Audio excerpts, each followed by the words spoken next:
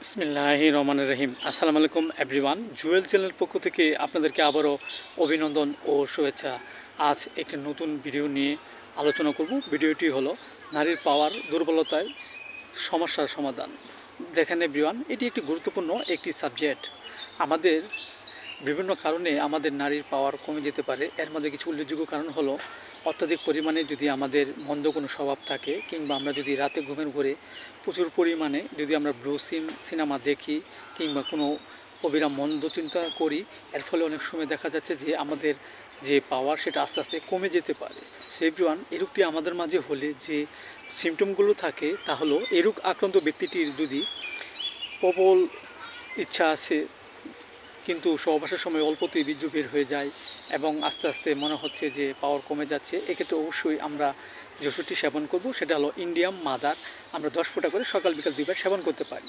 এছাড়া দেখা যাচ্ছে যে আমাদের মাঝে যদি পাওয়ার কমে যাওয়ার উল্লেখযোগ্য কিছু কারণ হলো, দেখা যাচ্ছে যে হঠাৎ যদি আমাদের বীর্য কোনো ত্রুটি থাকে বা বীর্য স্বল্পতার কারণেও অনেক সময় পাওয়ার কমে যেতে পারে। এক্ষেত্রে আমরা লক্ষণ অনুযায়ী যে ওষুধটি সেবন করব সেটা হলো টারেনা মাদার। আমরা 10 ফোঁটা করে সকাল বিকাল 2 বার সেবন করতে পারি। এছাড়াও দেখা যাচ্ছে যে কোনো কথায় কিংবা কোনো চিন্তায় যদি অল্পতেই আমাদের বীর্য বের হয়ে যায়, এর মাঝে আমাদের একটা দুশ্চিন্তা চলে আসে, এক্ষেত্রে আমরা অবশ্যই যে লক্ষণ অনুযায়ী যে ওষুধটি সেবন করবো সেটা হলো টিটেনিয়াম 3X বড়ি। আমরা 3টি করে বড়ি সকাল এবং বিকাল 2 বার সেবন করতে পারি।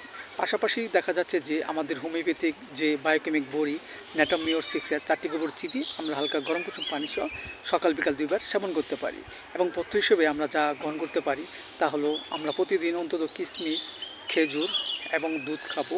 এতে করে আমাদের মাঝে যে পাওয়ার যে রোগটি দেখা দিয়েছে তা আস্তে আস্তে দূর হয়ে যাবে এবং আমাদের মধ্যে সুস্থবোধে ফিরে আসবে। সো এভরিওয়ান, ভিডিওটি ভালো লাগলে অবশ্যই আপনারা সাবস্ক্রাইব করে দেবেন। সবাই ভালো থাকেন, সুস্থ থাকেন। Thank you so much.